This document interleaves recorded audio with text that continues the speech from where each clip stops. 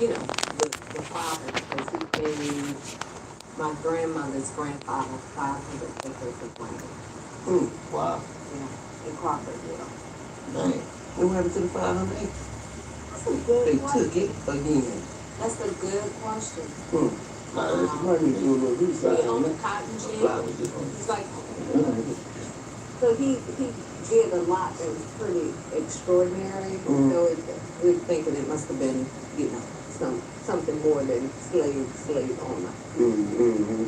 The collateral. My grandma was born a slave. Really? She born 1913. On 1911. On plantation. Wasn't born no slave. Born 1911? No. Well, slavery ended in 1865. That's what they told you. You ain't lying. I'm from Mississippi. You feel me? This shit real down south, boy. You ain't lying. I'm from Mississippi. Slavery ain't officially ended in Mississippi. 2013. 2013. It's dead. Wow. 2013. But you know, I'm from D.C. They freed the slaves there before anybody. Nigga, because I had the industrial going on. Nah, because they had to build the city. So now hold on. You said 1911. Now you a builder. Ain't that the year? No. 1913. 1913. I know it close. I know it close. My mama does. I'm out. Oh, shit. Look, Oh, shit. Where's she from? Morris Brown. Bubbling brown sugar. Miss. Bubbling brown sugar. Oh. Yes, ma'am. Now, have you ever been inside the White House? Yeah. You have? In the basement, there's a glass case of the foundation. It's hopefully still there. But it's in a little, like, janitor's closet, and it's a glass case so you can see the foundation that the slaves built. Oh yeah. A lot of people don't know that. The shape of D.C. was supposed to be a full triangle. But when Virginia found out that they freed the slaves, they took their piece back. That's why it's shaped the way it is. God damn. Yeah. What is history on top of history? And Banneker designed D.C., Yep. right? I didn't know you had been in the White House.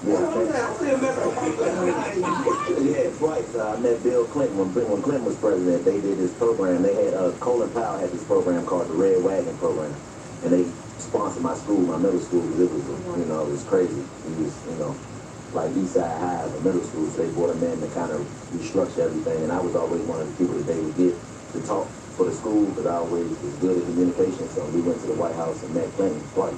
I walked over his little green that he had in his office, his Clinton green. He's like, so you're just going to trample my green?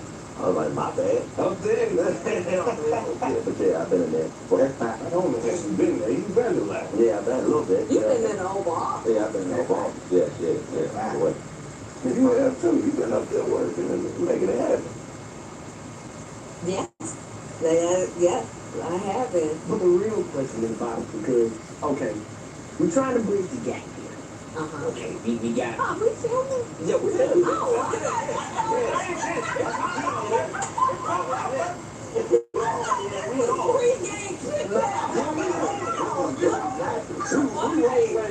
Get your response. We got organic flow over there. Oh, yeah. I was getting warmed up. Okay, the conversation. The stove is on. Now, because we want to bridge the gap, okay? Because a lot of people, they like to steer away from politics. And they don't understand, first of all, the importance of politics, the foundation of politics, and why we need a representative inside that look like us to speak for us. So why did you take on the chance that, you know what, I'm going to be the voice of people in politics, and why do the people in the streets need to come in to give their voice? So I always grew up thinking it was for somebody else, but you're a great example. If you can see it, you can be it, right? To have people making decisions with you in mind, saying this young kid is important enough that he gets to come into the Oval Office of the White House. And for me, it was just more of a, and I didn't think that I would ever go into politics. It wasn't something that I grew up dreaming about. I always thought that was for somebody else. It was more organic. I was a judge, ran for a higher seat on the court, lost, started going all around Fulton County, and then, oh wow, this is, you have solid representation. This is what community looks like. So I ran for city council before running for mayor, but now being on this side of it, every single thing about our lives are influenced by political decisions. From, did that pothole get filled on your street? Nope. Does the bus come down your street? The bus come, but they ain't fixed that problem. Yeah, I mean, from things big and small. How much are your taxes? What resources are put into your schools? Is the hospital, will it be zoned for your community? I mean, every single decision goes back to a political decision in many ways. So it was, for me, just the honor to have a seat at the table to be able to represent voices that often don't go heard. So for the ones who don't go, can we get them insight on where they can possibly start? Right? For example, there's a lot of people that got opinions and voices what should happen in the community, but they don't What's know up? What's that up? they can go somewhere Appreciate it. and speak their reason. Yeah, and there are people who show up every single day in a city hall somewhere, and you can watch them on public comment. There are people, and that's the thing that sometimes can be a little frustrating. The people who know how to get to you know how to get to you and demand what they need. And the people who often need support the most don't even know where to start. They don't even know that they're empowered to go and talk to somebody who's in elected office. But some people show up in City Hall, people will send you emails, people will write you notes. When I was on City Council, I saved every single card and note that I got, and I had them up in my office because it was important. Because, you know, you can get beat up a lot, but it was important to also remember there were a lot of people who saw the work and appreciated the work, and allowing them to be my visual motivation to do what I was doing. I'm the father of a about to be 18-year-old beautiful baby, and she's going to school here in Atlanta. And one of the things that I found interesting about you is that your dad, Major Lance, was a R&B singer, so you grew up with a famous father. Like, what advice would you give to a young black woman getting ready to navigate the city of Atlanta? One, with a famous dad, and two, just having to navigate the city that you grew up in. What kind of advice would you give? Because, you know, as a black woman, one of the things that they always try to restrict you from is having strength and being able to, you know, assert yourself in ways that, and I think that you're a great example of that. So what would be an example that you would set or give to a young woman as you're ready to navigate around? Well, now let's just say for you, you are the first man that she's ever loved. And so much of your example will be what she looked.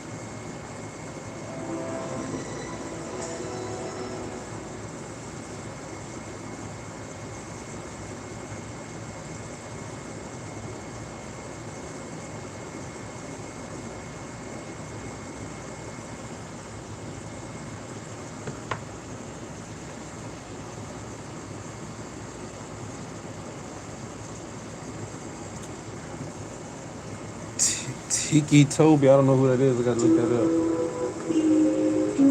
I can add it to the list though.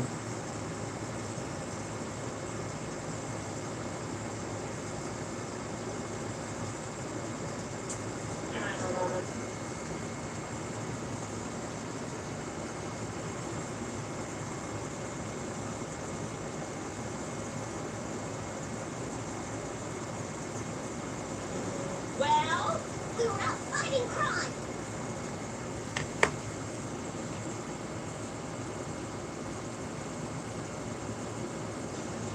Larry, you gotta help me stop him. No way. All those bullets deservers got when they found poor little Mel. Well, you see ya, boys? It's me.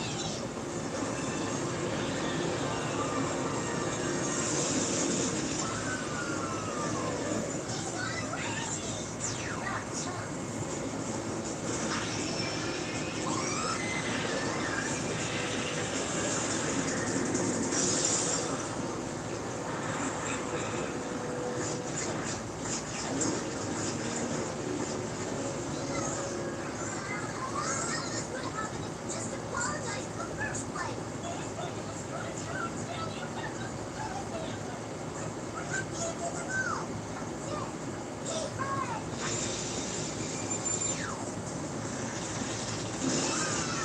Come on, let's stick it to him. Yay.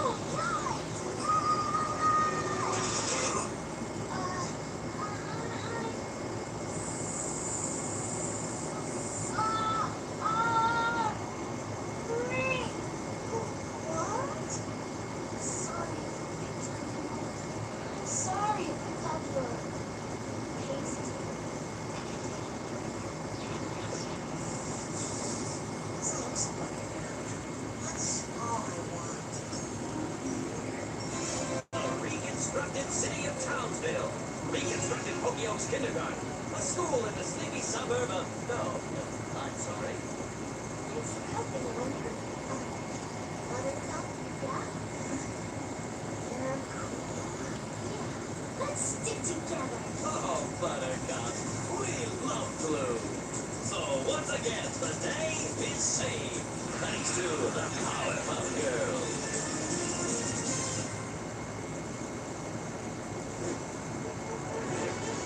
If you dunk it, and dunk it, and dunk it again, it's not a cookie, it's an Oreo.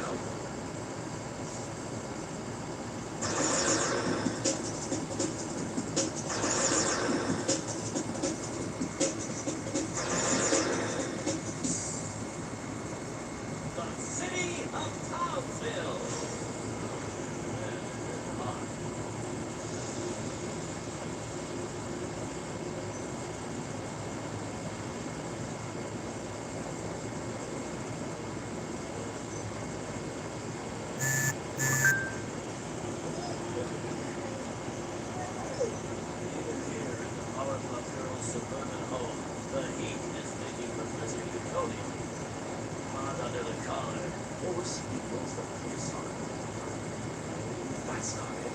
Don't.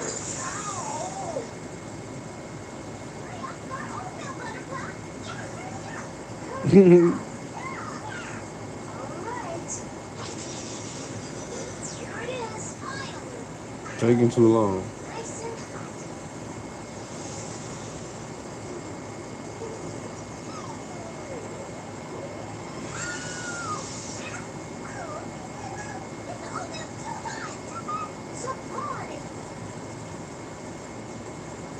And wouldn't you know, of all days, today would be the day Blossom discovers she has a new power.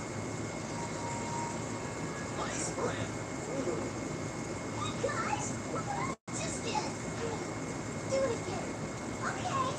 Look, hating.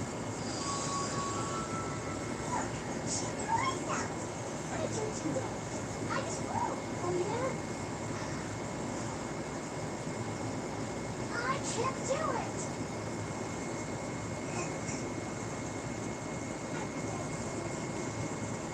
So only you can do it. I guess so. So what are you gonna do with it? I know. It's the floral ice like in Honey and Cherry. That's great. Yeah, make the floral ice blossom. Well, I'll try. You did it! I did it! Oh boy, this is cool! Check me out! Yay! Hey, Professor! What in the name of She did it! Blossom? Did you do this? Sorry, Professor. How on earth did you do it? Keep blowing the ice cleaner! She's the ice pop, Professor! You're kidding. Show me, Blossom. Okay. Incredible. But, Professor, I can't make the ice melt. Yeah, Professor. Me and Bubbles can't do it, and I thought you made us all insane. Well, Buttercup, you know, even though you all have different abilities, like different strengths and being able to fly and things I do, you also have your own special, unique abilities, like Bubbles being able to speak Spanish. Well, it's almost like the school. Now, Blossom, I want you to do your best to control your new power. Don't use it unless you really need to. Now, try not to make your assistant too tough. I won't, Professor, I promise. Good. Now, look, excuse me. I'm going to go tall.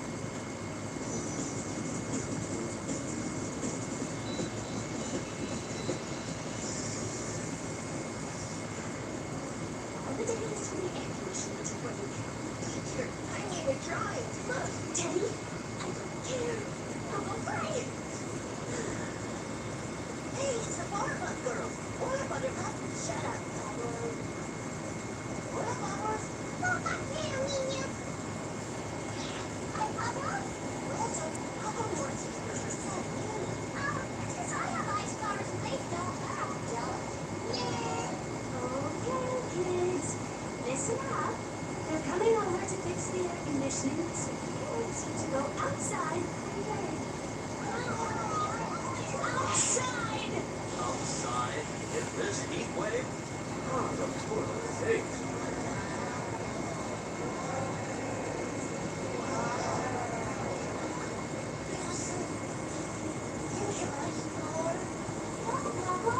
The professor said I could only use it if I really need to. Blossom! Blossom! Listen, honey. Go quick! Nick is ready! She's in very much trouble!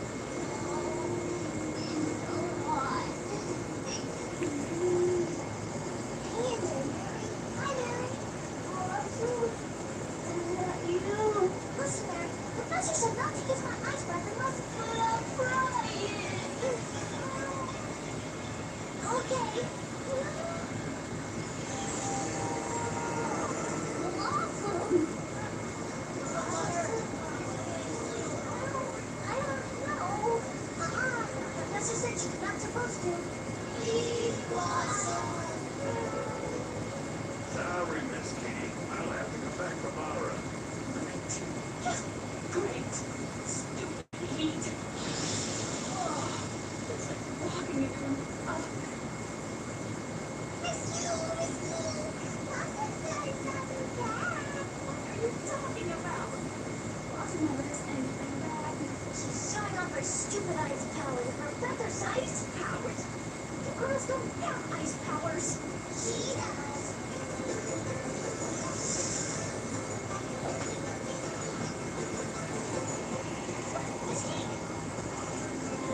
Wonderful. Hey, Blossom. A nice beat. That stupid Papa never gets in trouble. We'll be right there. Hey, Princess, we got work. Oh, okay. I just gotta finish making snow cones for everybody. Come on, Bubbles. Did you get the ice? Let's go fast there, guys. Well, boys, step on.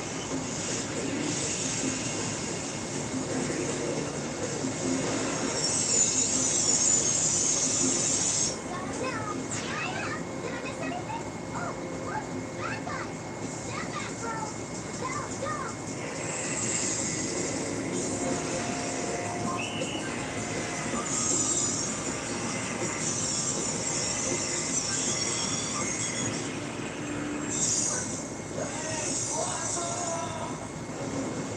Way to go.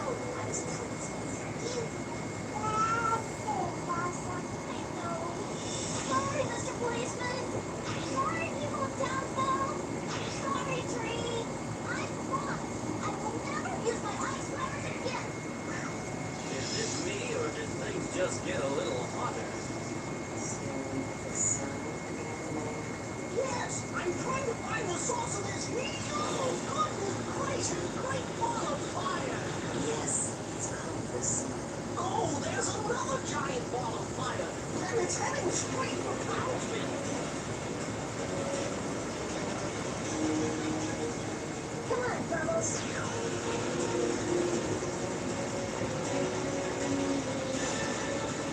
It's too hot.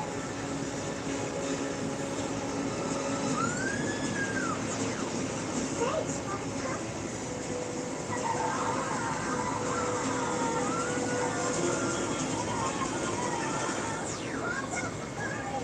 Use your ice power. No, it's bad. Of course, I'm the giant fireball finish my bad too. But I made a promise. Blossom, forget your promise and do something.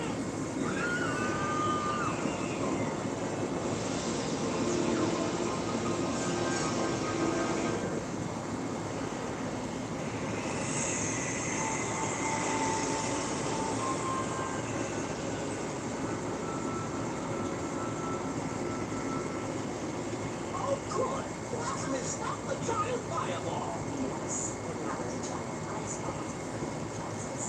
Yes, but it's not a giant fireball.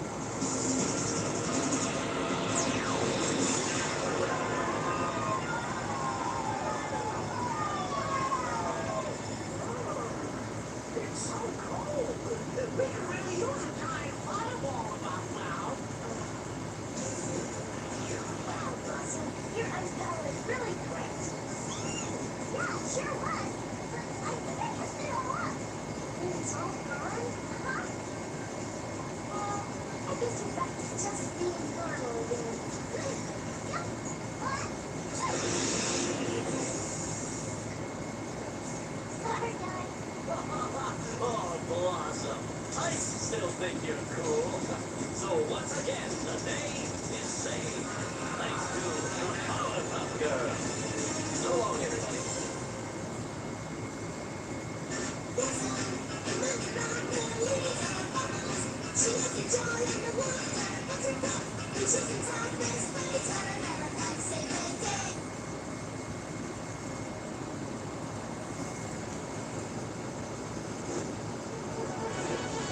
If you dunk it, and dunk it, and dunk it again. It's not a cookie, it's an Oreo. Sugar. Ice. And everything right. These were the ingredients chosen to create the perfect little girl. But Professor Utonium accidentally added a secret ingredient to the concoction. Chemical X.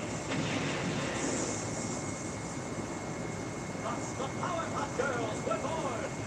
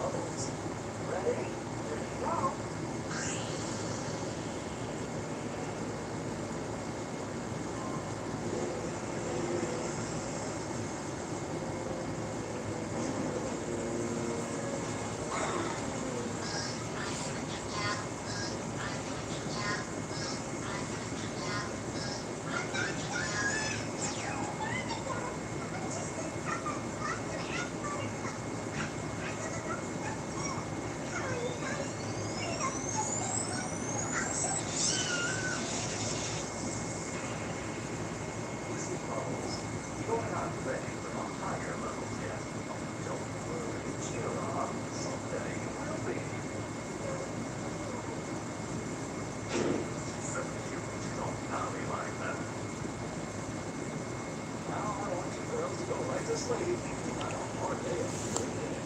No rest. Get out. Usher, don't forget to leave the hallway on for bubbles.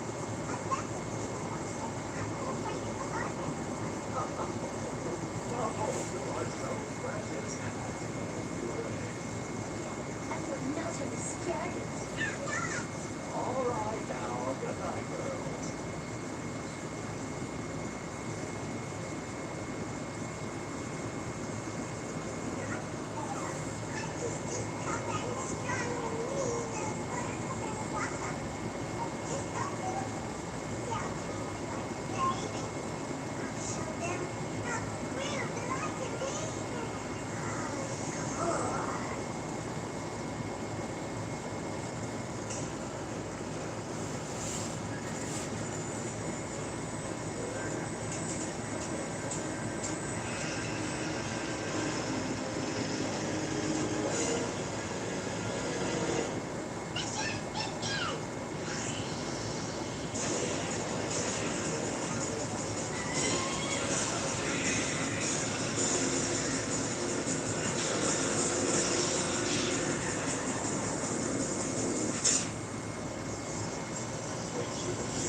And we're melting the scared.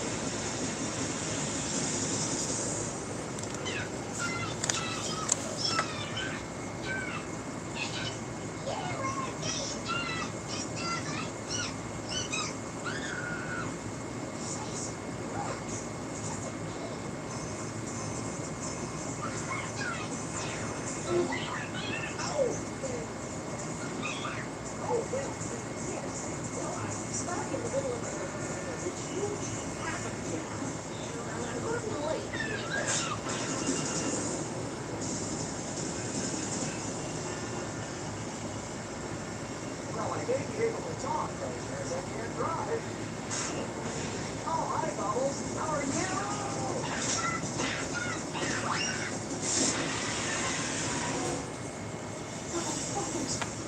Mercy. You lost your mind. This isn't the Bubbles we know. The Bubbles you know is gone. I'm hardcore now. What hardcore?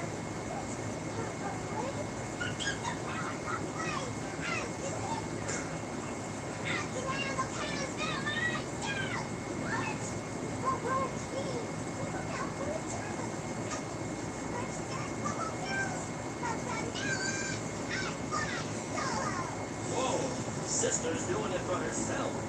Let's hope she knows what she's doing.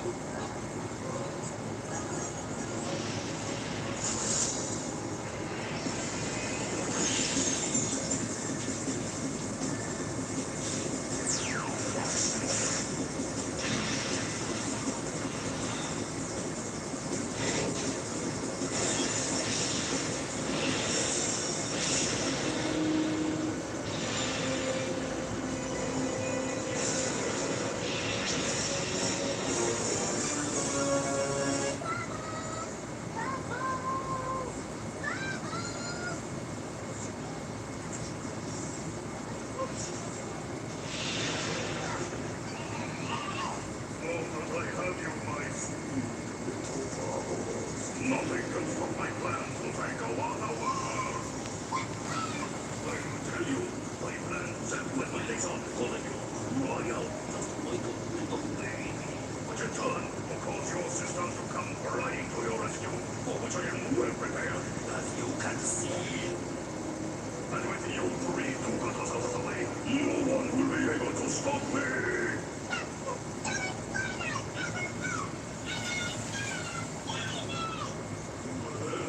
We'll see about that.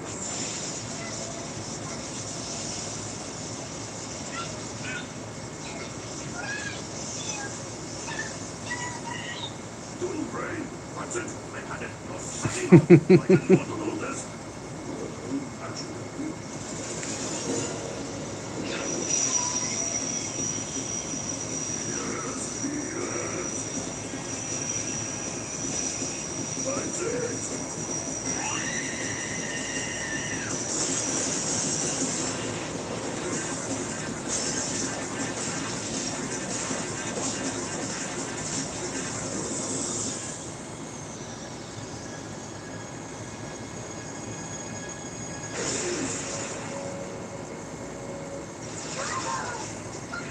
We heard you scream. I can't believe you defeated MOJO all by yourself. You're really impressive. Look, she took the laser all the way to 11. Now, Bubbles, really underestimated you. Now what's... You're hardcore.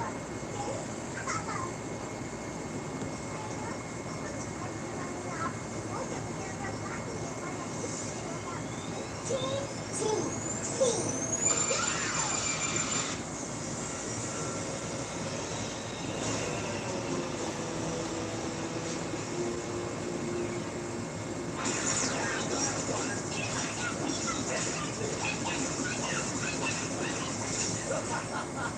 Oh, Bubbles, you're so cute when you're all tough like that.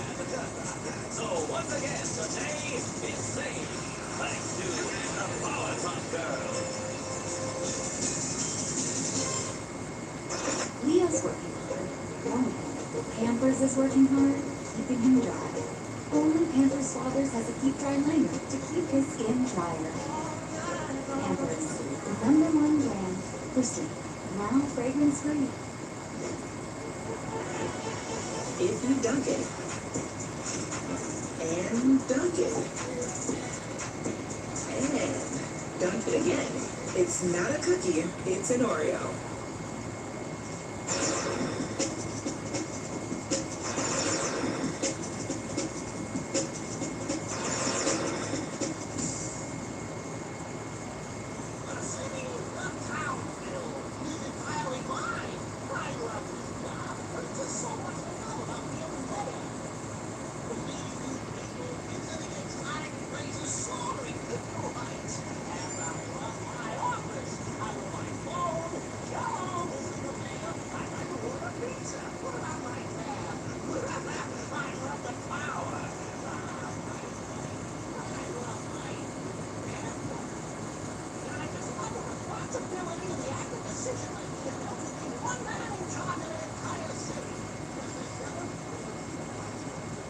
Good morning.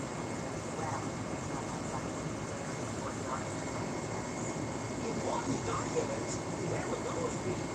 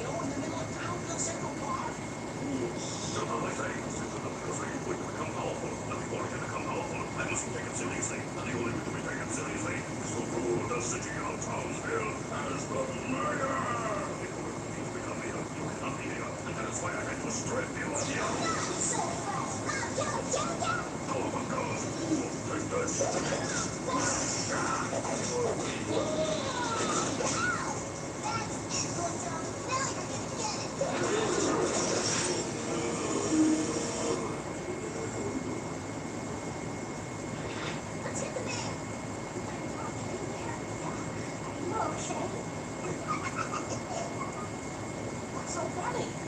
Nothing. Come on.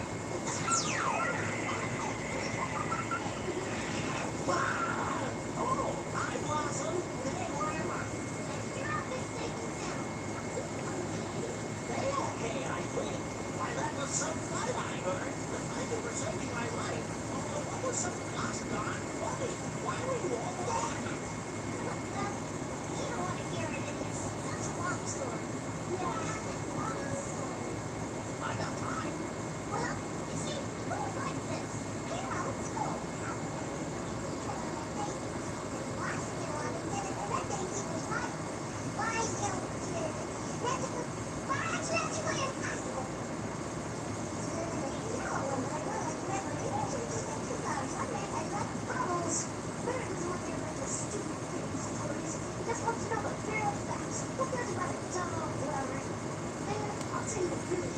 See, I was in school, brushing up on my conversational Chinese, when all of a sudden, I heard my phone ring.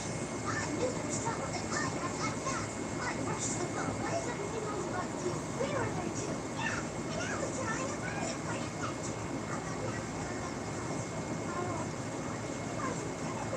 Anyway, like I was saying, I answered the phone. Oh, wonderful the bubble for their too, I guess. It was Miss Bell on the phone. She informed me that she'd been kidnapped. Yeah, it's no secret. Shush! Mr. Mayor, you have been elaborate enough telling this fellow that you're not going to write your elections. I did? How smart of me. That's not what I mean. See, you didn't actually write the note, but you just said I wrote the note. This note said that you couldn't have possibly written the note because she writes all of your speeches. Miss Bella wrote the note? No! Neither you nor Miss Bell wrote the note. Then who wrote the note? I'm sorry, Blossom, but this is all terribly confusing. I knew there was only one evil menacing character cunning enough to do this. Mojo Jojo? Mojo Jojo wrote my speech? Now let me think it. Mojo wrote the note! Mojo wrote the note! We got to the observatory. Question is, beat up Mojo. Question you, and here we are. Can we go home now? Monica, there's more to the story than that. Why were you laughing so much? My life was at stake. I don't think it was so funny. I didn't have there to put her something. Run out, let me tell a story. Both the boards out on a mission to beat MOJO JOJO in a typical feeding out of formation. Yeah, we are flying the world together. I was like, oh, I knew that I was not. And there was one where she played the card, and then one that was funny, and there was one that as I was saying, I devised a tactical plan based on past scenarios of people captured. I used my carbon plus one mode, surrounded the perimeter of the evil MOJO JOJO compound, as outlined in section 10A. What are you talking about? I busted in, smash!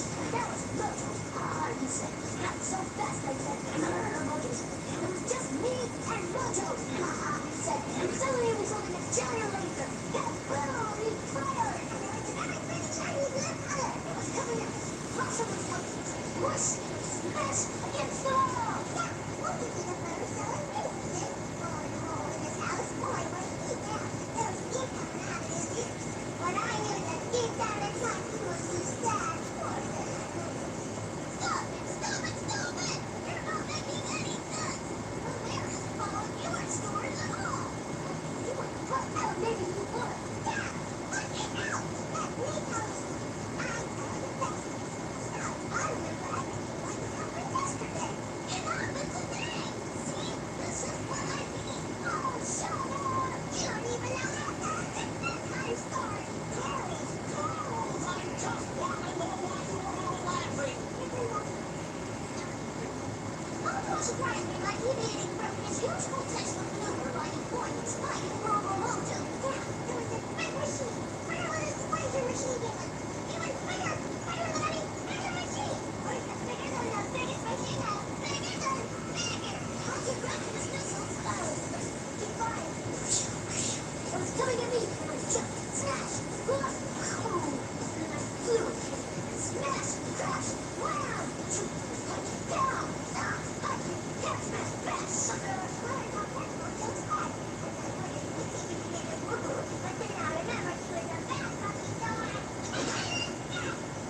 So, from nowhere, Mojo Jojo, like these ninja thingies.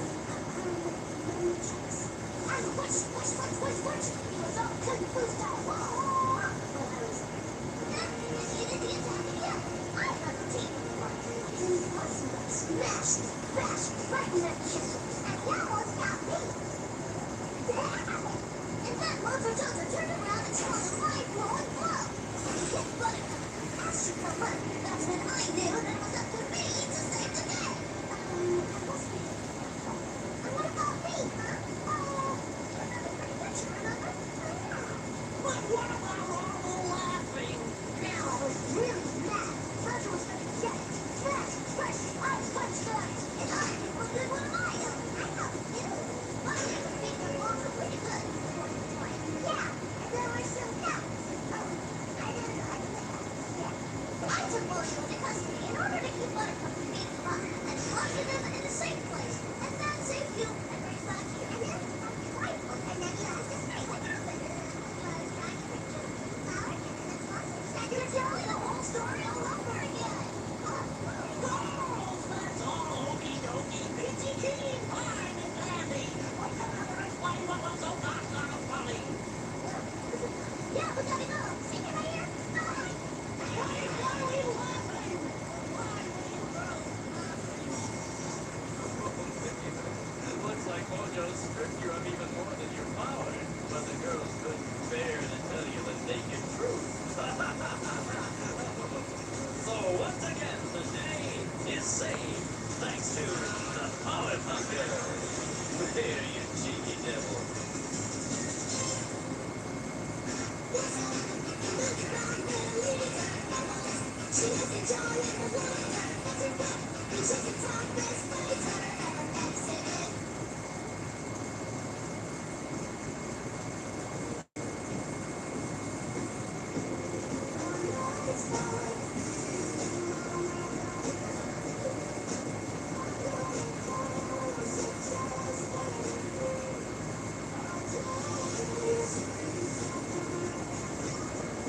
Get this exceptional offer on 2026 and 2027 Cadillac Vistic and Optic models, plus deferred monthly payments for 90 days.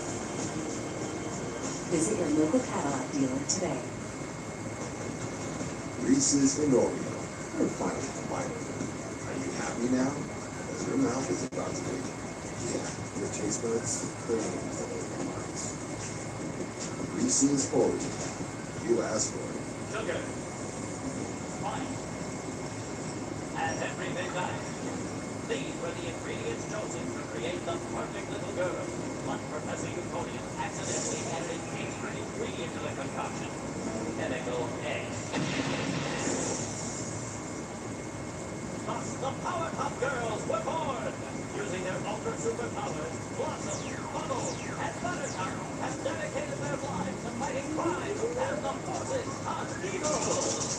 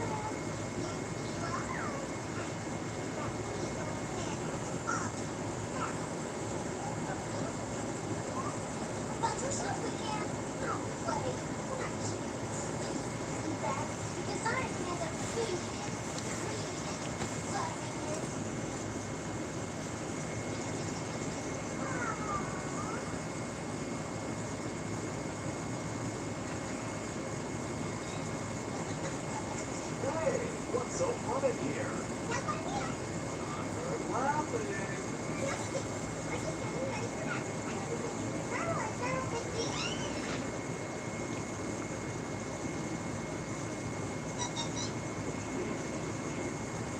Syllable indeed. And what don't I understand?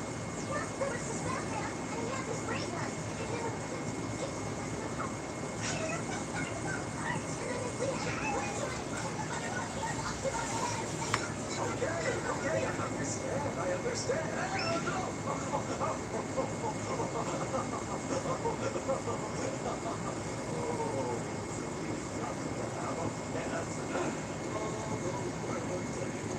I remember when I bought a broken line veteran. And you know what they said? They said, "Pow!" Hold on, Professor. It's stay tonight. I have a lot of work to do at the lab, so I'll decide tomorrow. Now get those sleepy heads into bed.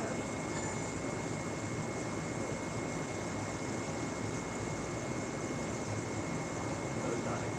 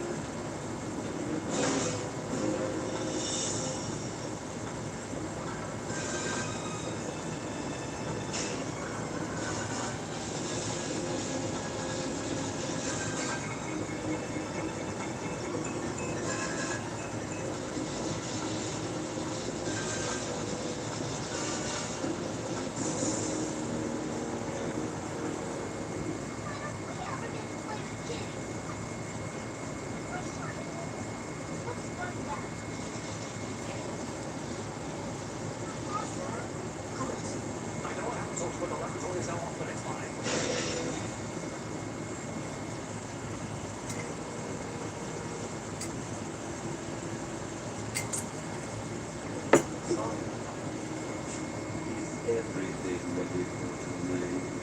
Yes, Master.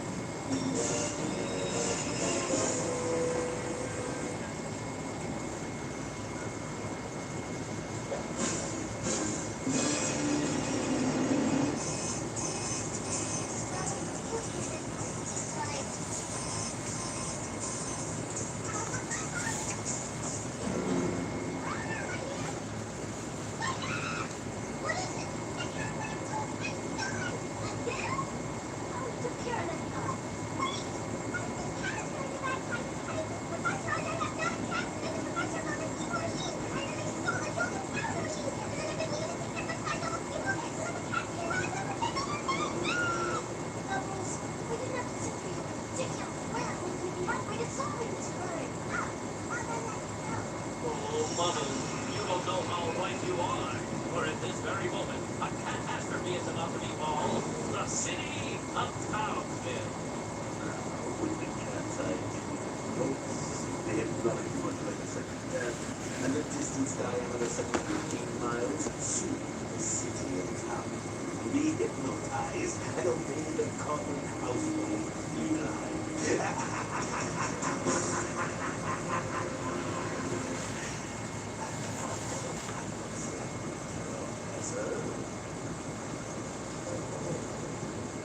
Activate the field. Yes, master.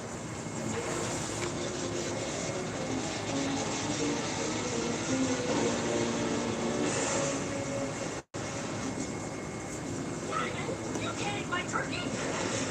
I mean, Right, Juju.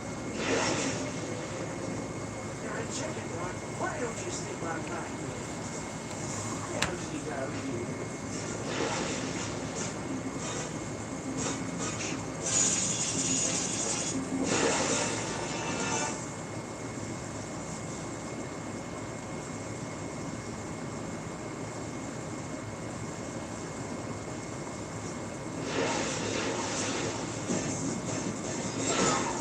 where's that coming from?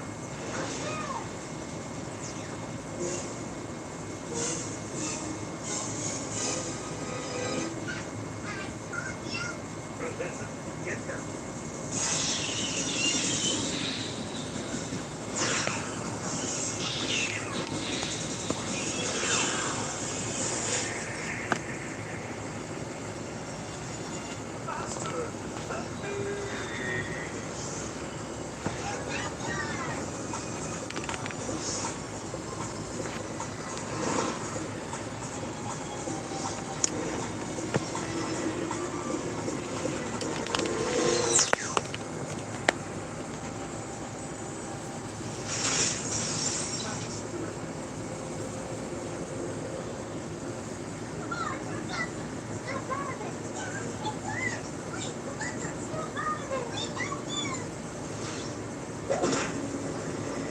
I just don't know.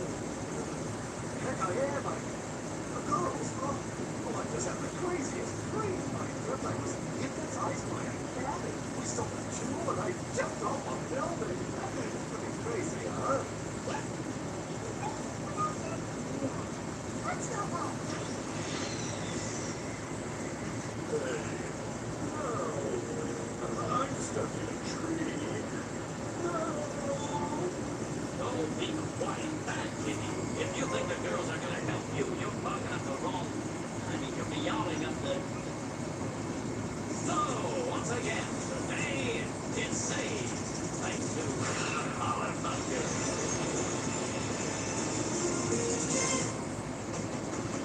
Reese's and Oreo. You're finally combining them. Are you happy now? Because your mouth is about to be. Yeah, your taste buds are not like mine. Reese's Oreo. You asked for it.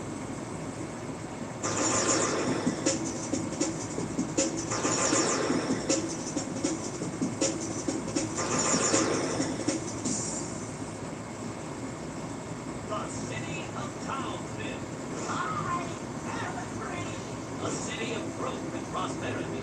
Of the people, for the people, and for the people. A city run by one man. Let we, the citizens of Townsville, A man of strength and integrity. promise to uphold the virtues of our city. Yes, this city, our city, run by the mayor. And furthermore, it's behind Townsville Act.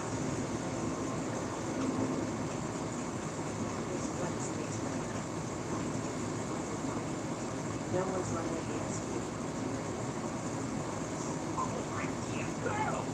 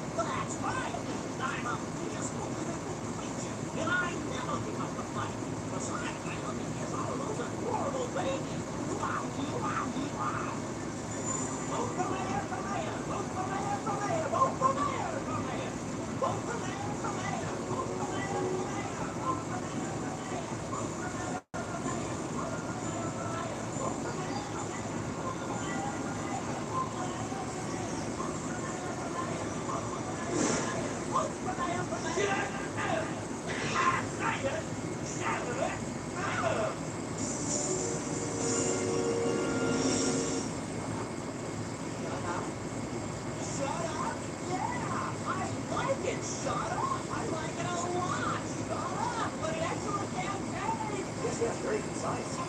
Ooh, he's got my vote. Yeah! Why did you run for mayor? Yeah.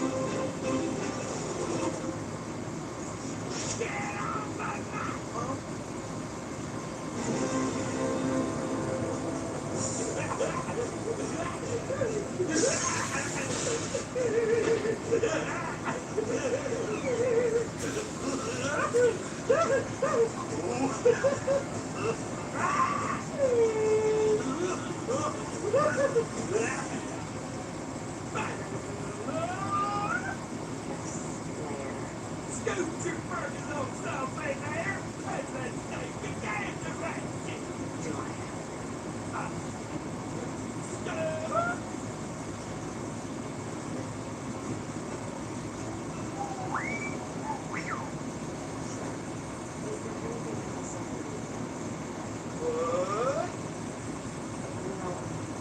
Howdy, here from Siemens. Is there anything else I can do for you? Oh yeah, oh yeah. I almost forgot. I got to be an emergency. My most I reckon you all should call them for Powerpuff Girls. This is close.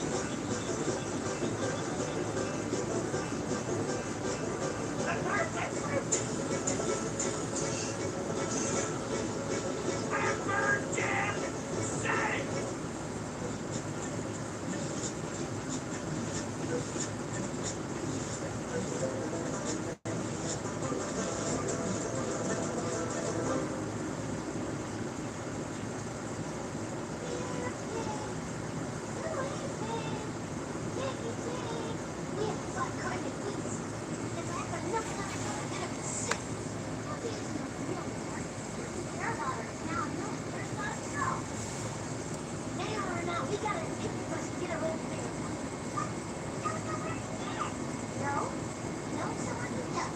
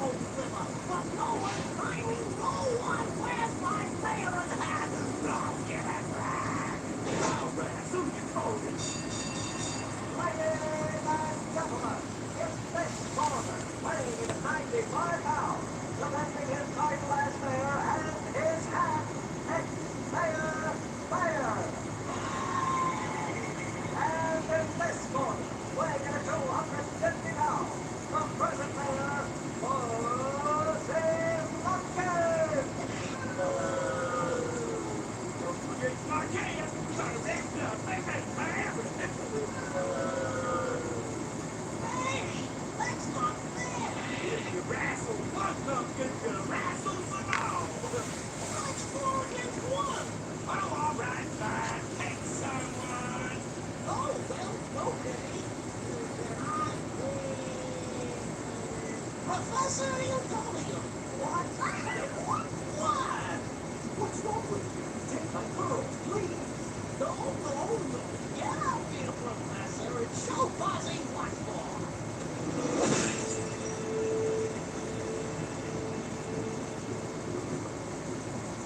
Thanks a lot.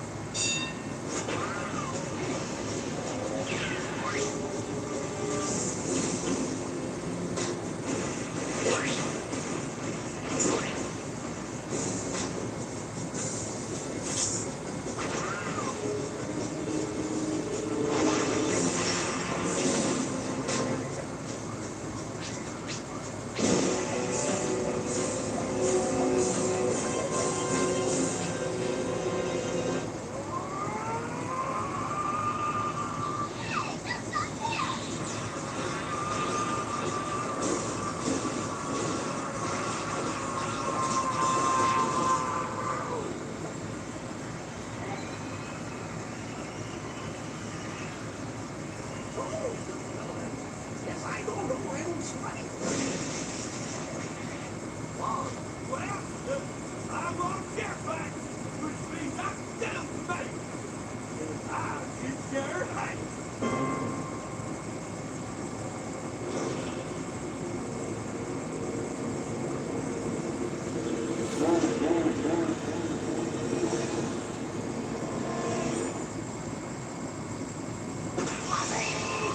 Nobody wears my hat. Let's get it on.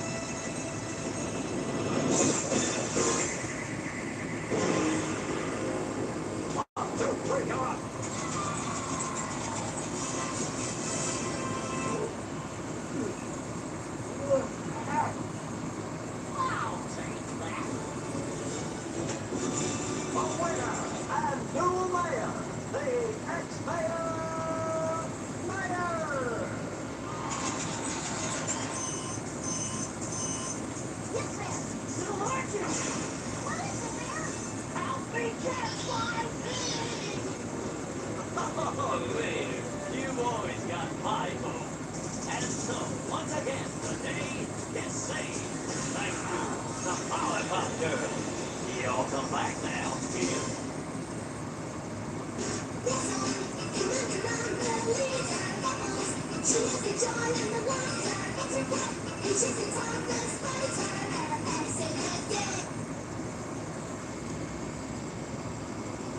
Who's ready for a deal? Right now you can order a footlong in the Subway app and get another for free. That's right, Subway Sub Club members. A whole extra footlong, like the Chipotle Philly, Sweet Onion Chicken Teriyaki, or the BLT for free. Adding up to a grand total of 2 delicious meal-winning footlongs. Order in the app today and get your favorite sub plus one. One to eat, one to share, or not. They're your subs. Subway, eat fresh, feel good. Reese's and Oreo. We're finally combining them. Are you happy now? Because your mouth is about to go. Yeah, your taste buds are going to go nuts. Reese's Full. You asked for it. Sugar. Right. And everything nice. These were the ingredients chosen to create the perfect little girl. But Professor Utonium accidentally added a favorite ingredient to the concoction. Chemical X. Thus, the Powerpuff Girls were born. Using their ultra superpowers, Blossom, Bubble, and Buttercup have dedicated their lives to fighting crime and the forces of evil.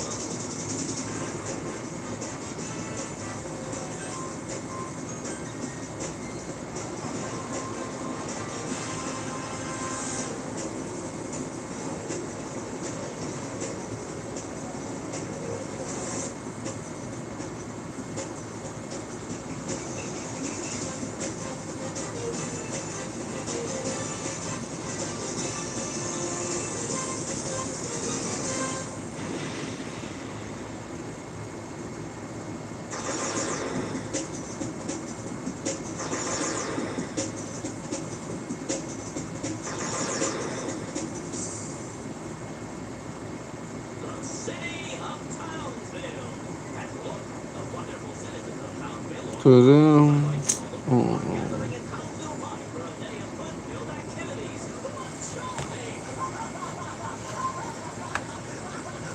One place in Colville Park is not filled with fun activities. Colville Volcano Mountain. On top of this mountain lies the land of the revengeful, resentful, spiteful, law-breaking, mad, swindling, thieving, malicious, extorting, assaulting, crooked, torturous, dishonest, complaining, wicked, indecent, menacing, cunning, swarthy, shadowy, villain of all time. And he called himself MOJO JOJO. Oh, I hate you, I hate you, I hate you.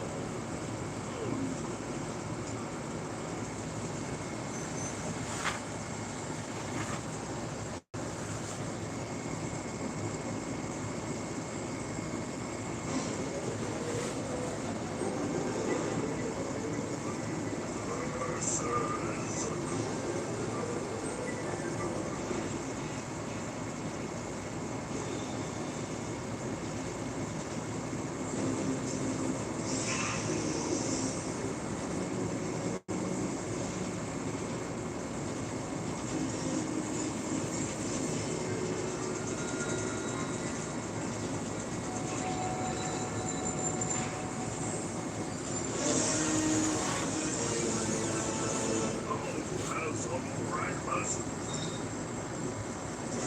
One egg left. For a nutritious breakfast, 2 eggs is the minimum requirement, and I have but one. Just once I have 2. It is 2 that I need. Curses. I must be here to some eggs for any for breakfast. And without the eggs, I cannot have the breakfast that I so require.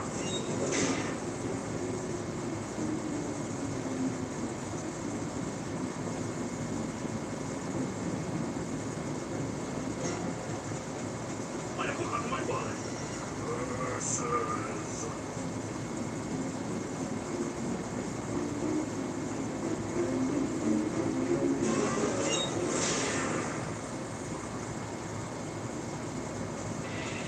Are you good? Get out of my mouth. I did not mean to be put again.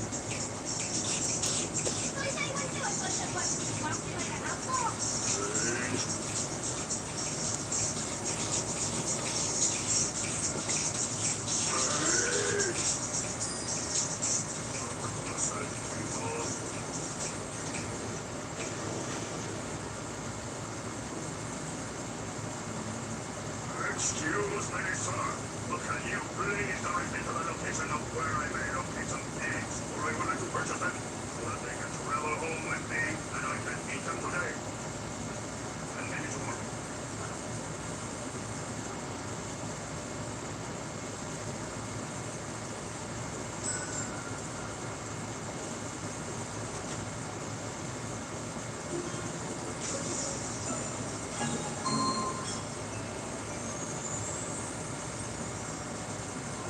Catch up on the world's latest events that have happened, but this paper has been put into the words that they wrote. All of girls say today, curses! I swear that today is the day that I will develop a plan so diabolical and evil that I will crush the Tower of Chaos. But first, this is the end of the dictionary, son.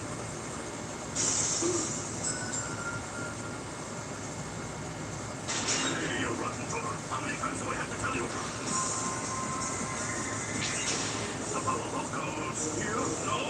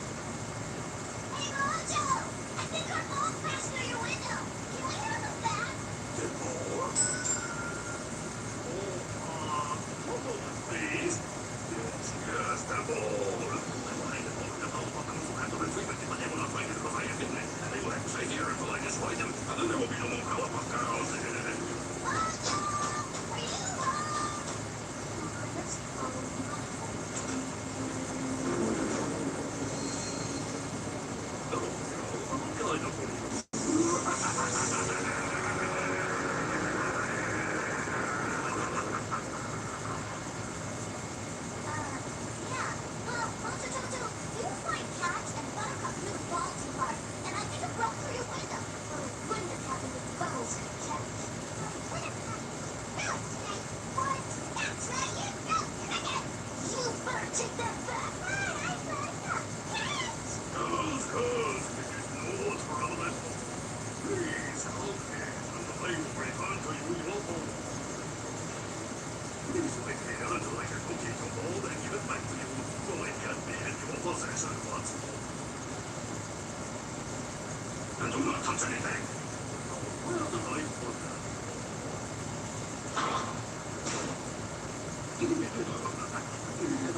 Wonderful, they are unaware of the evil that will soon be upon them. Now, what to use? Oh, yes, this might just do the trick.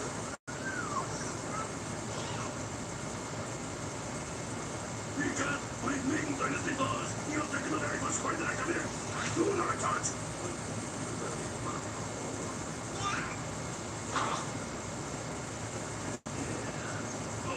Anything.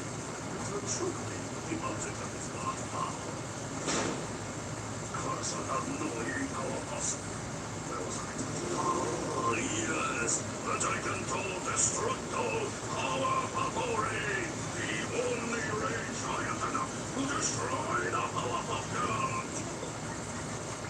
What is with the funny thing? There's been no different in the lair of Mojo. My Mojo album!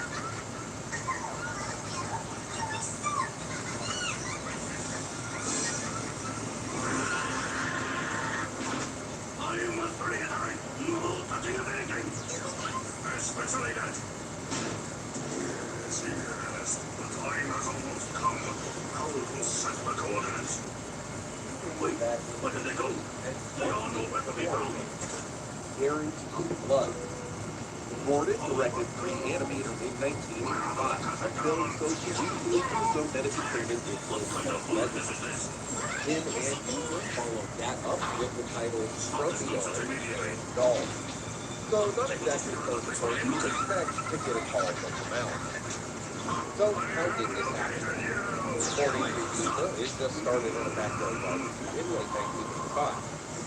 He'd been recently taking back to being a kid, lying in the grass, just imagining that he was tiny, riding on something like a mule or an animal.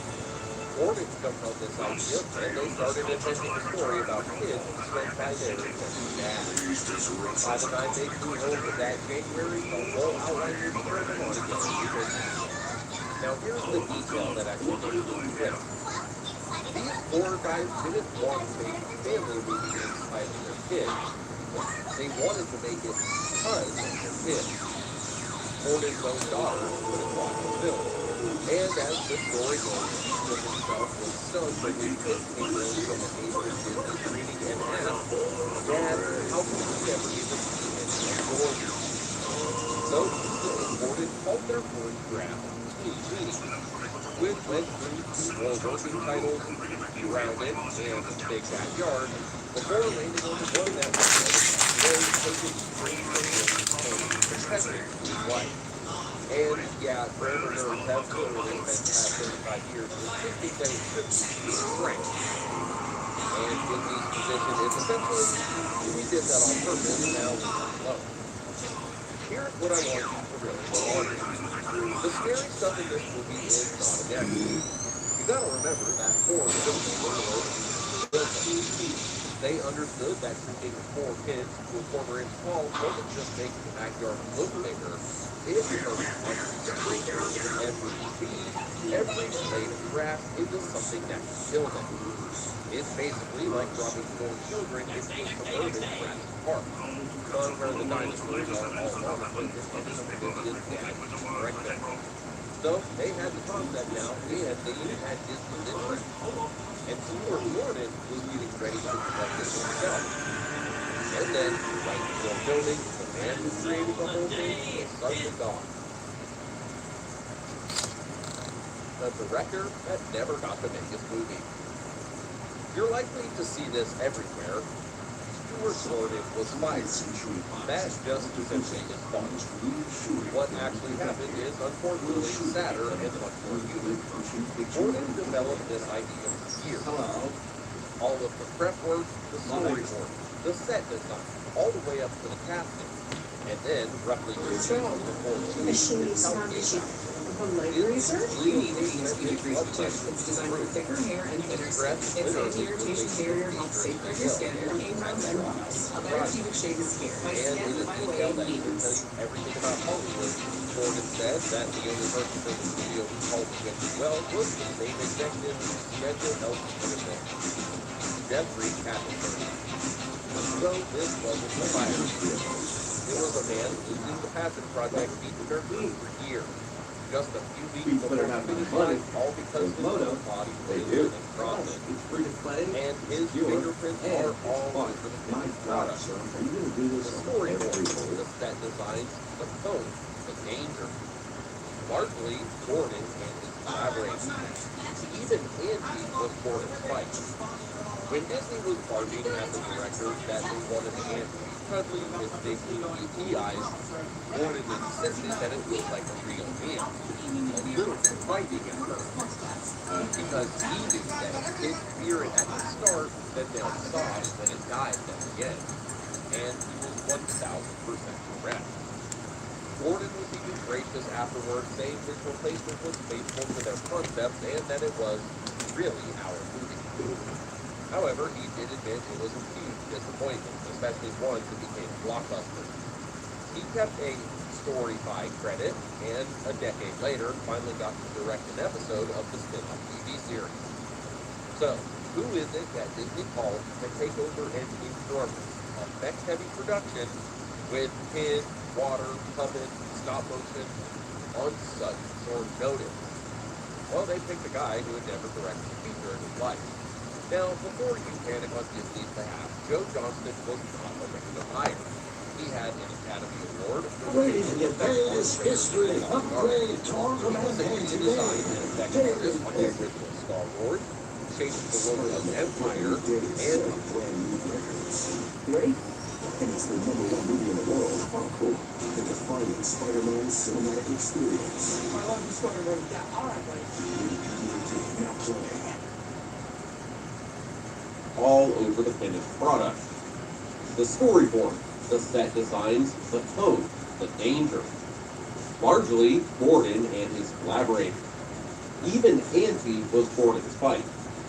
When Disney was barking at the directors that they wanted the ant to be cuddly with big blue ET eyes, Gordon insisted that it looked like a real ant. A little bit frightening at first. Because he knew that if kids fear it at the start, then they'll sob when it dies at the end. And he was 1000% correct. Gordon was even gracious afterwards, saying his replacement was faithful to their concepts and that it was really our movie. However, he did admit it was a huge disappointment, especially one that became a blockbuster. He kept a story by credit, and a decade later, finally got to direct an episode of the spin-off TV series.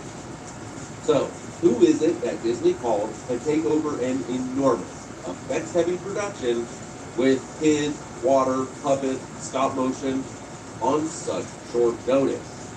Well, they picked a guy who had never directed a feature in his life. Now, before you panic on Disney's behalf, Joe Johnston was not a random hire. He had an Academy Award for the visual effects on Raiders of the Lost Ark. He was a key design and effects artist on the original Star Wars, shaped the look of Empire, and understood miniatures as well as anyone alive. If you were handing a first-timer a movie that was basically one giant effects puzzle, he was the perfect first-timer. Still, Katzenberg admitted that Disney had never gambled a budget this size on someone who'd never directed a feature. And I want to be fair to both men here because the internet loves to frame this as Johnston stealing Gordon's movie. It is simply not that simple. Gordon's horror crew built the dangerous survival story bones of the film.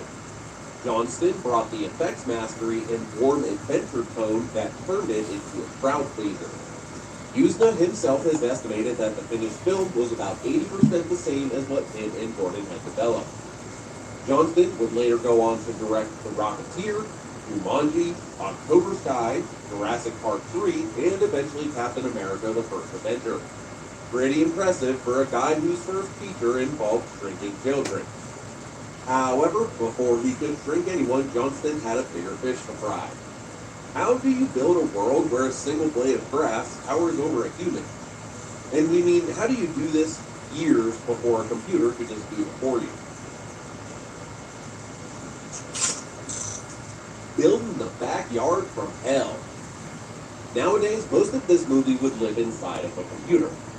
In 1989, though, Disney had to physically build all of it. The production set up at Churubusco Studios in Mexico City, which was chosen for cost, its enormous stage space, and for one of the largest blue screens in the world at the time. And they didn't just build one big set. Disney's own archives put it at around 48 different sets of varying scales. They constructed an entire suburban neighborhood, reportedly about a dozen houses right down to a church, and then built giant versions of that world for the shrunken kids. The cereal bowl was a set about the size of a swimming pool, filled with roughly 16,000 gallons of fake milk. And all of the Cheerios were 12-foot tractor inner tubes coated in foam. And none of this was relying on a single trick.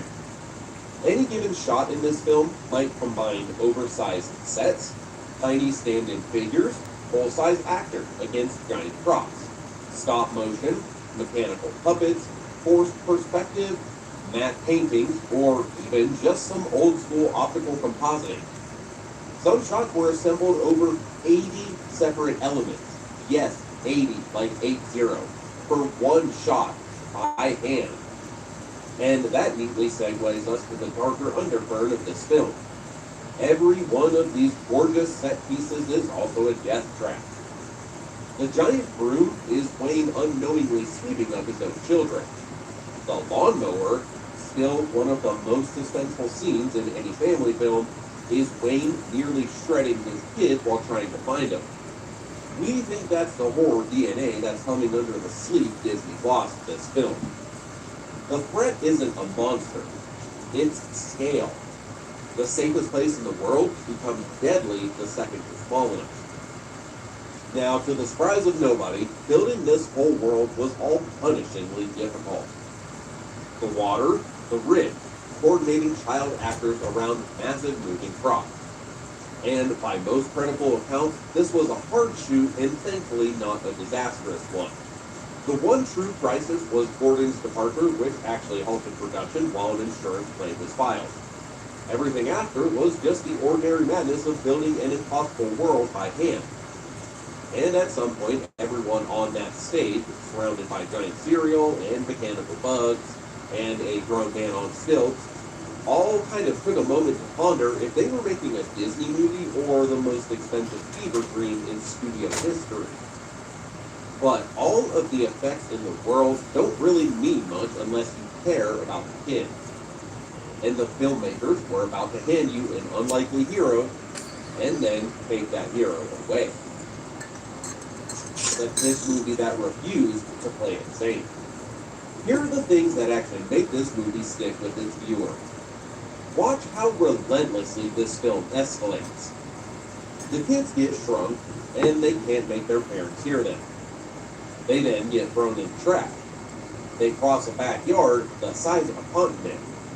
Food and water have now become hazards, and insects have become monsters. Even their own parents keep nearly killing them. That's no theme park or joyride, that's a literal survival story.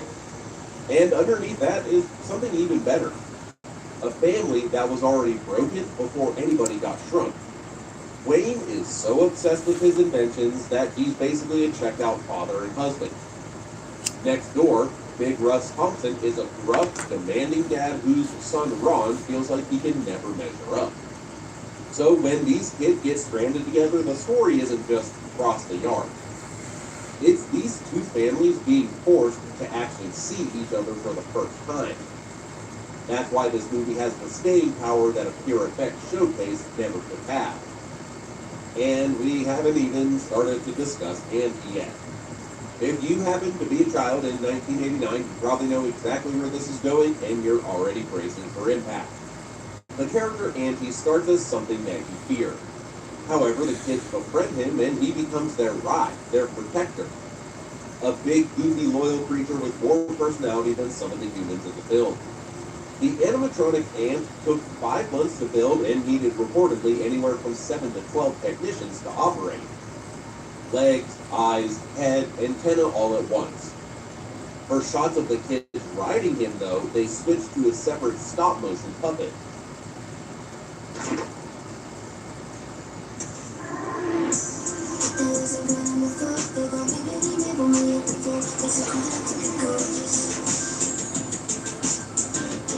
Starbucks refreshers concentrate. Make it your own. You haven't seen the sun in days. So at this point, it'd be easier to just fly to it. Go on, book it. It's easy. Booking.com. Yeah.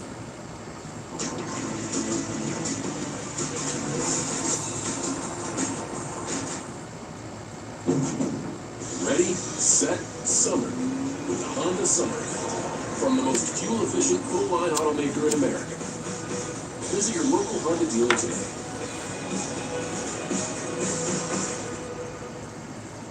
Did you know about 1 in 3 people with plaque psoriasis may also develop psoriatic arthritis? With fewer symptoms from moderate to severe plaque psoriasis, where would you go? Imagine being 1,000,000 miles away. With Tremfya, clear skin is possible. And for adults with active psoriatic arthritis, Tremfya goes beyond the skin. Less joint pain, stiffness, and swelling is possible. And Tremfya even reduced fatigue. Serious allergic reactions and increased risk of infections and liver problems may occur. Before treatment, your doctor should check you for infections and TB. Tell your doctor if you have an infection, flu-like symptoms, or if you need a vaccine. Imagine being 1,000,000 miles away. Ask your doctor about... So that's one giant ant puppet rumor you may have heard before. Unfortunately not true. There were indeed several anties. And then the scorpion comes.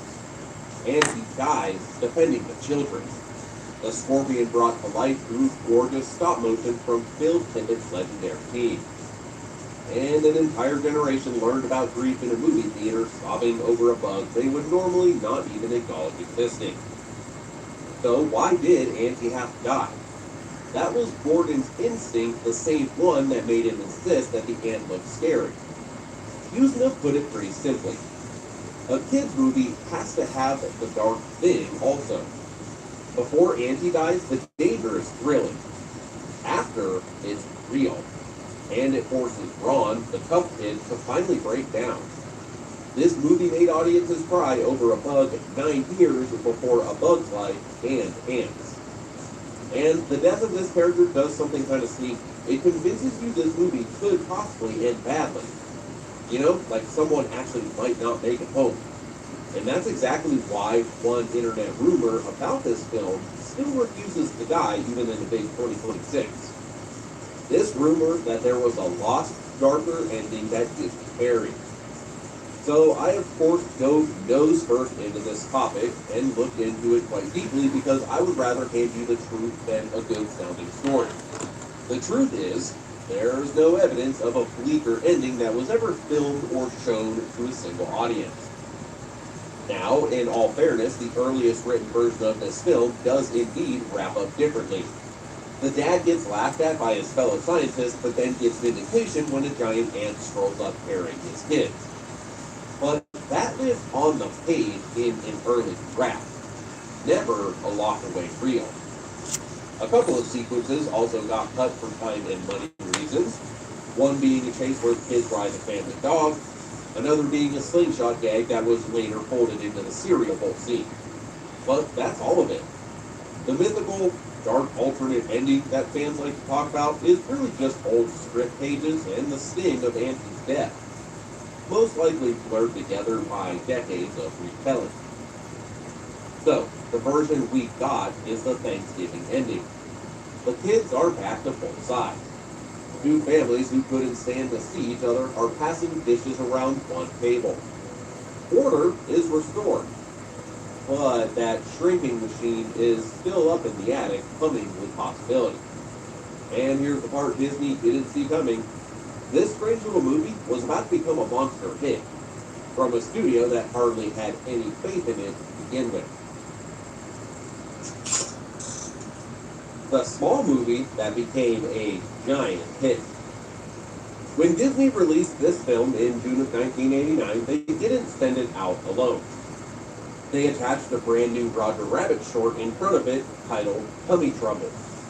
And depending on how you read this situation, that was either a brilliant bonus or a quiet tell that Disney wasn't quite sure this feature could sell tickets on its own. Now, to give them credit where credit is due, Who Framed Roger Rabbit had been a smash hit the year before. So Roger was red hot as a property, and that short got roughly equal billing. One trailer spent most of its runtime on the rabbit, not the movie you were paying to see. One LA Times writer called this pairing a master stroke. Whether it was insurance or just smart marketing, it worked. And it kind of needed to work because the summer of 1989 was a freaking war zone at the theater. Batman, Indiana Jones and the Last Crusade, Lethal Weapon 2, Ghostbusters 2. Against all of those cinematic titans, a modest comedy about shrunken kids looked like a very silly afterthought. That is, until this movie opened. Making $14 million on its first weekend, being the biggest opening Disney's distribution arm ever had. Landing at number 2, only behind Batman, basically scooping up the families who couldn't get into sold-out Batman screenings. By the end of its run, over $130 million domestically and over $220 million worldwide. On a budget reported around $18 million. That made it the 7th highest grossing film of the year and Disney's highest grossing live action film for the next 5 years.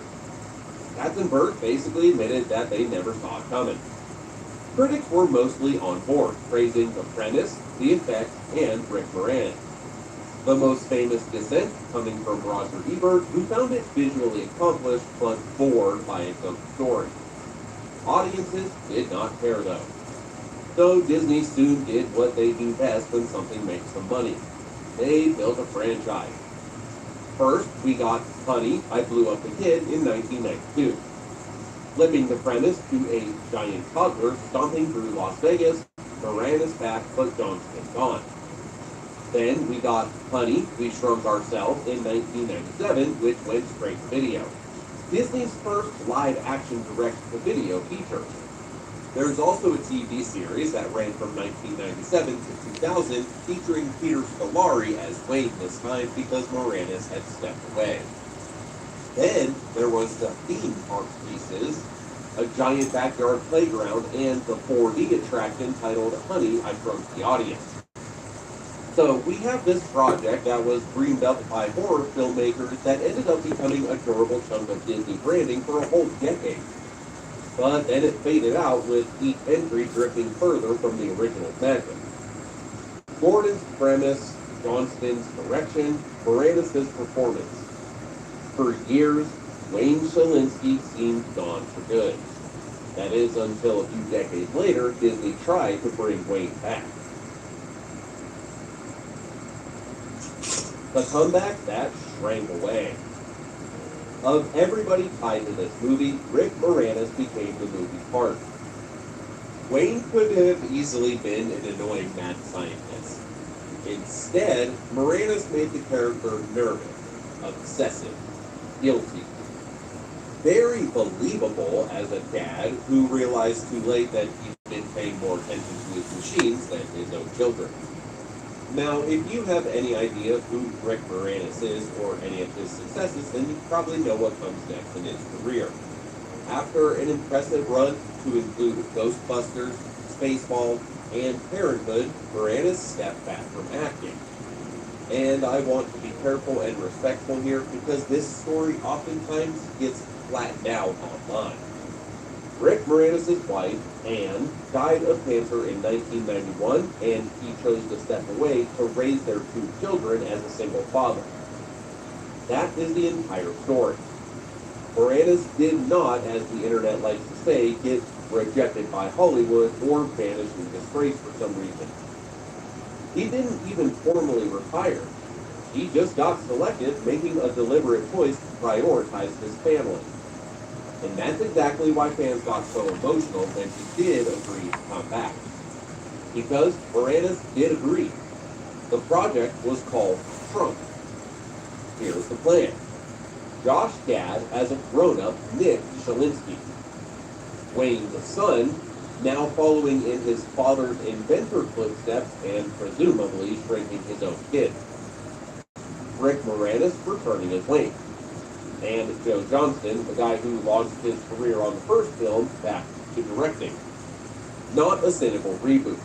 A genuine reunion and a passing of the torch story. And think about how neat that really is. The original was about a father that was so consumed by his work that he nearly lost his children. A sequel about that man's son repeating the same mistake? Well, that kind of brings the whole thing full circle. So what exactly happened here? Essentially, a slow motion collapse. Johnston came aboard, Moranis signed on, and then obstacles piled up. COVID hit, Gad's schedule exploded with conflict. Budget disagreements crept in soon after. Gad has been refreshingly honest about this topic, saying that they were inches from starting multiple times. Inches away, then COVID happened. Inches away, then scheduling happened. Inches away again, but then the budget got the best of them. As for the most reliable reporting, Shrunk appears shelved as a project for now. But, and this does matter, Disney has never officially announced that it's been canceled. So, I won't tell you that it's dead, but I definitely won't tell you that Disney refused to make it. Because the evidence points more towards bad luck and logistics, not some sort of grand rejection. This property is just kind of stuck right now. Which is maybe the most frustrating outcome of all. Because it wasn't just a chance to shrink new kids. It was a chance to revisit what the original was all about. Alright, so let's bring it back to where we started. The disturbing origins of Honey, I Shrunk the Kids aren't just trivia. They're kind of the whole reason this property worked. Horror filmmakers knew how to make a backyard a terrifying setting. Johnston knew how to make that terror thrilling instead of just traumatizing or terrifying. Moranis gave the whole thing some warmth. The practical effects gave the world some real weight, and the character Auntie gave the adventure some actual consequences. This movie lasted because it never treated being tiny as just a punchline. Being small was fun for the first few minutes, but after that, it was a literal fight for survival. This movie came from an era when family movies were allowed to be strange and scary, and even a little bit sad and cruel. Then, kind of neatly send you home smiling over Thanksgiving dinner. And that mix didn't scare audiences away, it instead produced some classics. So, gotta hear from y'all on this one. Did you grow up with Honey, I Shrunk the Kids? Which part of this film still lives in your head? The cereal bowl or the lawnmower or maybe the bees? Or are you, like the rest of us, just still not okay with how Auntie went out? Well, let me know in the comments below. And hey, while you're down there, would you actually want Moranis back for Shrunk, or do you think Disney should leave this one alone? If y'all enjoyed this trip into one of the weirder corners of Disney's live-action history, then you know what to do to help us out.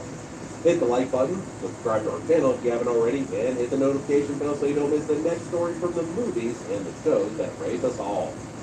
Until next time, my friends, keep rewinding. See you soon.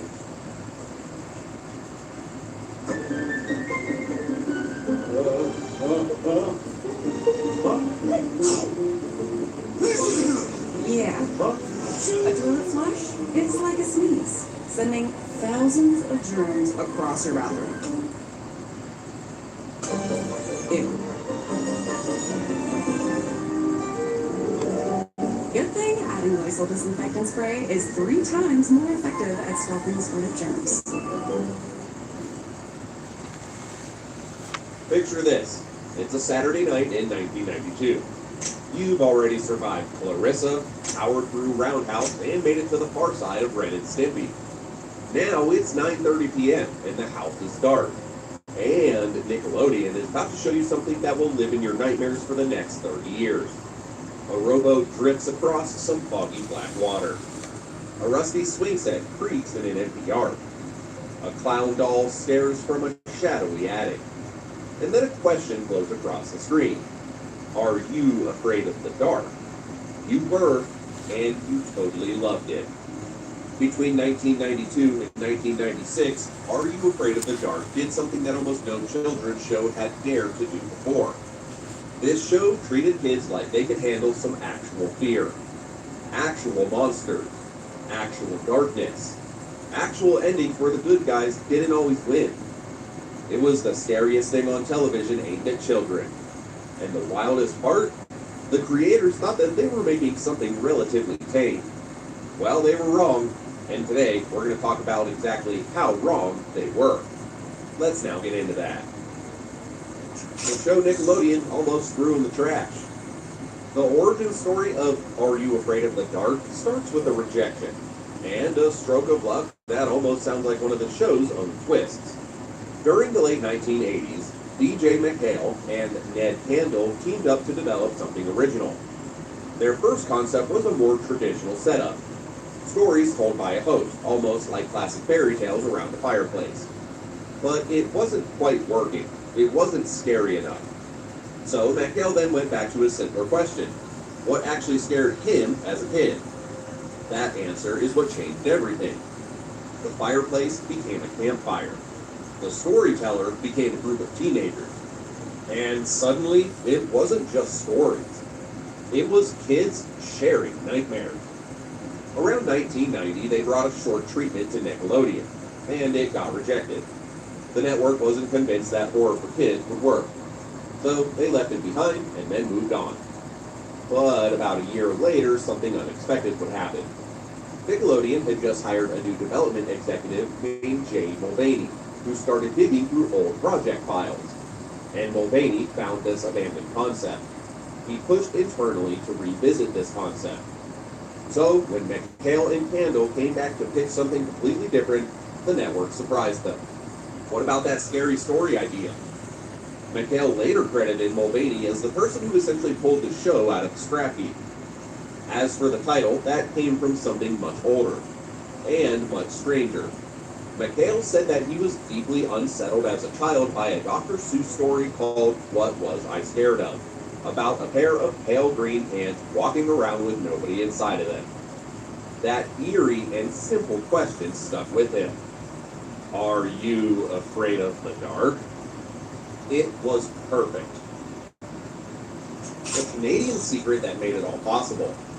Here's something most fans don't realize. Are You Afraid of the Dark was made possible in large part because of Canada. So when Nickelodeon greenlit the concept for the show, they immediately ran into a problem. Nickelodeon liked the show, but they couldn't fully finance it by themselves.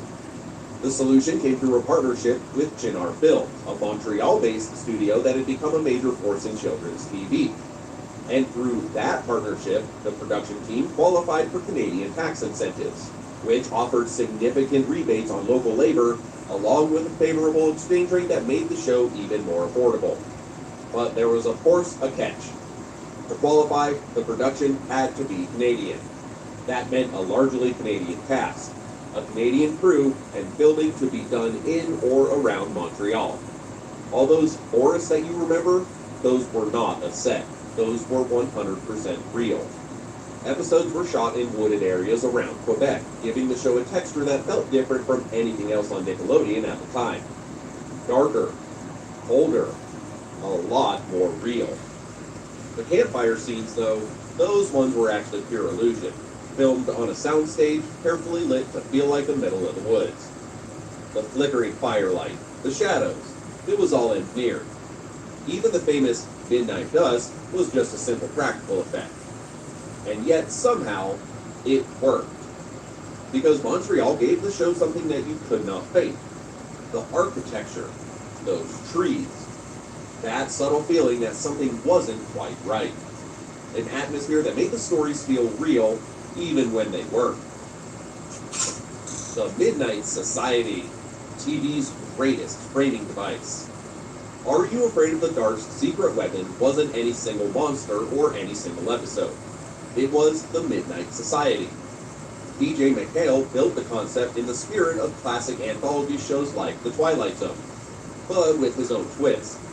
Instead of a narrator in a suit, you had a group of teenagers meeting in a hidden clearing in the woods, telling each other horror stories around a campfire. And the ritual mattered. New members were initiated into the group, often blindfolded and led into the woods. Each meeting followed a familiar pattern. The storyteller would step forward, toss a handful of midnight dust into the fire, and begin. Submitted for the approval of the Midnight Society, I call this story. The psychological genius of that structure is pretty hard to overstate. Anthology shows usually struggle specifically to keep audiences attached, because new story, new characters every week, etc. But Are You Afraid of the Dark somehow solved that problem. No matter how terrifying the episode got, you always came back to that same circle of kids. The campfire wasn't just a setting. It was like a safety net, a signal to the audience. You made it through. And each member shaped the kind of story that you got. Gary, played by Ross Hull, the bookish leader, told stories about cursed objects and strange magic, oftentimes involving the unforgettable Sardo. Betty Ann, played by Rain Poole, leaned into darker, more atmospheric tales, oftentimes ambiguous and unsettling. Kiki, played by Jodie Ressler, brought bold, character-driven energy. She would later voice Francine on the show Arthur. And Frank, with his rebellious edge, introduced one of the show's most iconic recurring figures, Dr. Bing. Behind all of this was McHale. He wrote or co-wrote many of the series' most memorable episodes and played a central role in shaping the tone of the Midnight Society itself. He even used the pseudonym Chloe Brown on some scripts due to production credit rules. In almost every meaningful creative sense, this was McHale's show.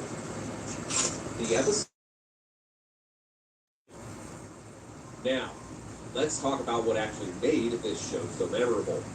Because here's what the creators usually say in interviews about this show. We didn't make a fright fest. We set out to make you think. And McHale meant that. His approach was essentially Hitchcock 101. You're not going to see blood or gore. You're instead going to see the door slowly opening, and the audience's imagination will do the rest of the work. But Hitchcock made movies for adults, and some of these episodes went to places that are genuinely startling, even by adult horror standards. Take the episode, The Tale of the Super Specs, only the 5th episode of the entire series. Magic spectacles reveal shadowy beings from a parallel dimension slowly infiltrating our own world. The heroes try to stop them, but they fail completely. The protagonist.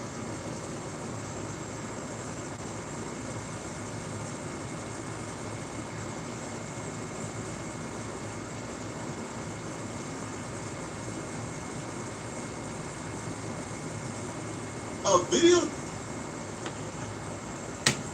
Applebee's 2 for $25. Get 1 full-size appetizer and 2 entrees for only $25. Ready, set, summer with the Honda Summer Event from the 2026 Kelley Blue Book Best Value brand. Hurry into your local Honda dealer while the offers last. A video dropped today that literally exposed everything that you thought that you have been living through in hip-hop the last year and a half. Has all been manufactured, it's all been a lie, and it's all been orchestrated at the hand of one entity, Rock Nation. After this video, there's no doubts about it. Anybody who's adjacent to Rock Nation, they're disgusting, they're the devil, and they should also rot in prison. Because you don't get to do this to people and get away with it. This level of targeted harassment has to stop. AZ did an interview, his first interview in a while, earlier this year, where he essentially pledged revenge on all his enemies. Now, we didn't know to what extent he was going to go when he said it, but we knew, in Jay-Z words, he was going to be playing offense this year, not defense. Things I took, because we lived and died by that. So it's strict for me, like it meant a lot to me. I took that really hard. And I knew that we was gonna walk through that. We was gonna walk through that because the first one is not true, and the truth is, at the end of the day, it still reigns supreme. When you're feeling these feelings, how do you then bounce back and get back to being Jay-Z? I don't know. This is the first thing I'm doing. Yeah. Actually, it was just like, all right, man, we played enough defense. 2026 is all offense. After Jay-Z said this, it felt like clockwork. Everybody got information and began to push Roc Nation's agenda against all of Roc Nation enemies. Now, a lot of these people share the same enemies as Roc Nation, but it still felt it still felt like they were all moving as a unit. Because what do we see happen after this interview? We see Jay-Z go after DJ Academics, Aiden Ross, Academics TV, and other entities that were severely anti-Roc Nation, other entities that helped Desiree's daughter get her messaging and her story out there, going against Roc Nation and going against Desiree, right? We see them calling Academics for a deposition, Aiden Ross for a deposition, because they've been critical. They used this sham lawsuit with Milagro to harass Academics, Academics TV, and other people, and other independent blogs. We see them sending fraudulent copyright strikes. So we see them go on the attack. We even began to see, now I'm not accusing anybody, maybe they were doing this without even knowing what they were doing, but we began to see media personalities start to drum up like false accusations on Academics TV, Academics, Drake, and other people who Roc Nation don't like. And some of those false accusations were accusing them of doing something illegal in their partnership with state. According to this article on Inverse, it says, according to a stack of class action lawsuits filed across 5 states this spring, who got paid? Bot operators. The suits claim the proceeds financed streaming farms that pumped out millions of fake plays of Drake's catalog, bending Spotify's algorithm, faking a culture-wide consensus, manufacturing the very stardom that made the casino deal valuable in the first place. A rigged casino generates fake wins. The fake wins fund fake streams. The fake streams manufacture real fame. The real fame sells the casino. A perfect circle that never once touches reality, which brings us finally to the man behind the curtain who you genuinely cannot make this up. Goes by Grand Wizard. George Wynn, an Australian named as a defendant, allegedly runs the Academics TV account and operates in chat under that handle. The filings cast him as the operational hinge, the guy who converts the state crypto to cash. Okay? Liaisons with the bot vendors and coordinates narratives, the paid clips, the manufactured phrase, the slander of rival artists, the synthetic chat hype that makes a stage moment feel organic, and per the leak chat, logs the complaints lean on. The wizard wasn't freelancing. He was allegedly taking his marching orders straight from Drake and DJ Academics. The hype man for the hype was himself a hire. George Wynn named in the lawsuits as the operator. Strip away the crypto rails and the bot farms, and what you're left with is almost petty. 2 grown famous men allegedly running a burner, a Finsta, the Academics TV account, and the Grand Wizard handle function per the filing, and the leaked log as a deniable sock puppet, a back room where the biggest artists alive and one of rap media's loudest voices could manufacture their own applause, seed their own talking points, and quietly knife rival artists without ever putting their names on the knife. Sit with that image for a second. That Inverse website was actually a fake AI website that auto-generated negative stories about Drake and solely Drake. It was like Drake, Academics, and Grand Wizard. Like 99.9% of the AI-generated articles was about Drake. And it was about the same subjects. It was about, like these lawsuits, and it was about like, oh my God, Drake and State is doing something illegal. They're about to go to jail. This is, this is wrong. This is illegal. This is money laundering. They were creating AI-generated articles accusing Drake of doing something illegal that could result in jail time. And it was all surrounding Drake's business dealings with state.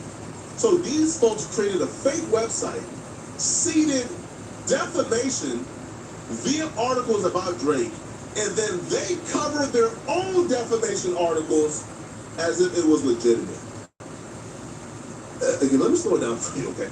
They created a fake website, generated articles slandering Drake and other people surrounding Drake via their own website, and then they covered their own website as if this was something they just discovered and read the articles as if they were legitimate.